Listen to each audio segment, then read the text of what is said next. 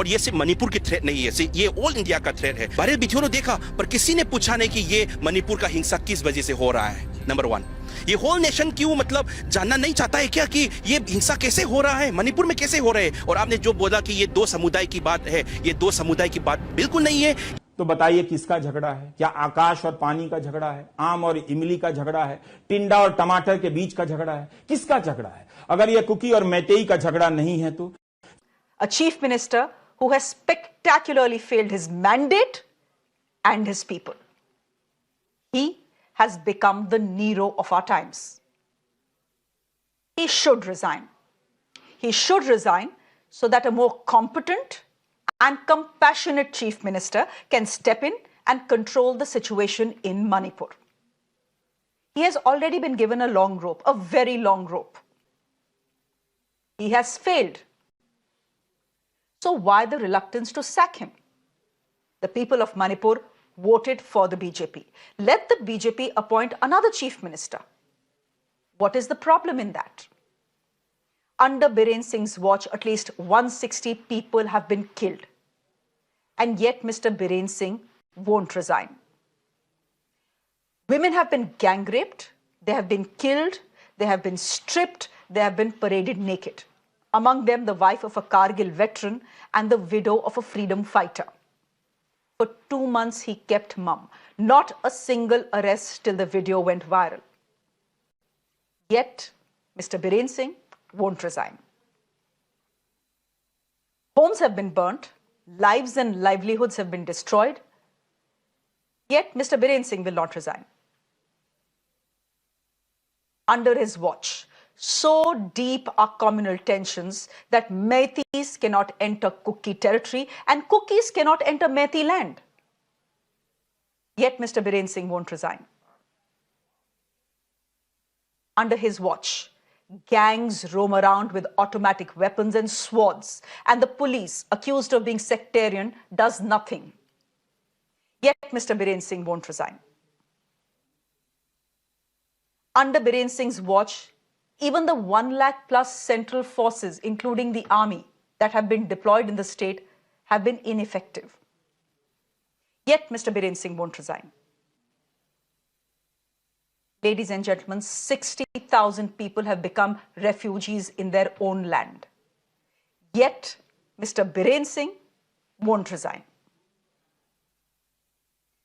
The story of Manipur is still unfolding. Every day, a new horror is being reported. And yet, Mr. Biren Singh will not resign. In the last 82 days, Biren Singh has failed his mandate. He has failed his people. He has failed his state. He has failed as a politician. He has failed as an administrator. Yet, Mr. Biren Singh will not resign. Ladies and gentlemen, Biren Singh needs to go if Manipur is to get a shot at peace. It's as simple as that. But Biren Singh is not resigning. Neither is he being asked to do so by the BJP.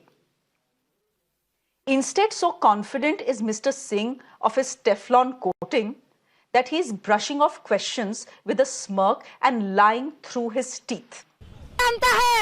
हर कोई उनसे इस्तीफा चाहता है और 10 लोगों को आप पैसे देकर अपने पार्टियों को लोगों को खड़ा कर कर आप इस्तीफा नहीं देंगे ये सोच रहे हैं तो याद रखिए हमारे चप्पल तैयार है आपको माला पहनाने के लिए छोड़ेंगे नहीं सर हम आपको तो इंसान कहने का घिन आ रही है यार तब आपके मुंह से क्या वही बयान आएगा जो उन महिलाओं के लिए आया है आम बात है आम केस है जब तुम्हारी बीवी अगर उस जगह पे नंगी खड़ी होती क्या तुम बोल पाते ये नहीं बोल पाते अरे तुमको तो फांसी लगा के मर जाना चाहिए इंसान को ऐसे शख्स को अपने आप को मार देना चाहिए यकीन मानिए मैं आगे बढ़ के उनको चप्पल का माला पहनाने का काम करूंगी How do you look at this debate? When I met with the Kuki people, they said, we feel so bad. We're called foreigners. We're called infiltrators. We are Indian. And I underlined that the husband of one of the rape survivors on the video, sexual assault survivors rather, on the viral video is an army veteran of 28 years. But you also have the Meiteis saying, ये बाहर से आए हैं. There is, of course, there used to be a porous border. How do you look at this whole infiltration debate in Manipur today? Barkha, the narrative itself is false. to say that there's an open border doesn't mean it's open for people to cross and illegally settle in India. It doesn't mean that. We, being a border guarding force, and our units on the borders have been regularly checking people coming in and going out. We've been regularly checking the border villages. We've been regularly checking new settlements to find out and to be absolutely clear that there is no illegal migration. That's we've been regularly doing, and that I explained to you in my last talk with you about the Chin Zo people who had come to seek shelter from the Myanmar army, but they were mostly in Mizoram. That's because the Mizos have their cousins and their brothers across the border, and they wanted to help them and to not they wanted to help them. I told you my conversation with Dr. Laltan Avla, who said, "These are my brothers, and I will give any kind of shelter that I can for them." So the Yeah. Mizos are there, and we have the Home Ministry and the Government of India is aware of all these issues, Bakha. But let me tell you that the Assam Rifles has not allowed a single illegal migration or illegal entry into our country. We are checking these villages continuously. We ensure that even the last news report about the people who had come in was a report by the Assam Rifles to the Government of India, which once again the government of Manipur decided to make it public as if to show it's our fault. It's not. We discovered them, we caught them, we kept them in a particular place and reported it. Yeah. So you So don't agree. You don't agree with this being a it, fault line in the conversation today. it's a false narrative, Barkha. It's a false narrative. Absolutely a false narrative. Now, let's talk about the influx from the group he named. That there is influx coming in from the people of Myanmar who are seeking refuge in Manipur, and that has been a cause of some concern in Manipur. How do you respond to that? Right. We keep on hearing, this narrative of, the Kuki Zo people are illegal immigrants. And in response to that, I would like to question whoever attack us as illegal immigrants to check the statistic.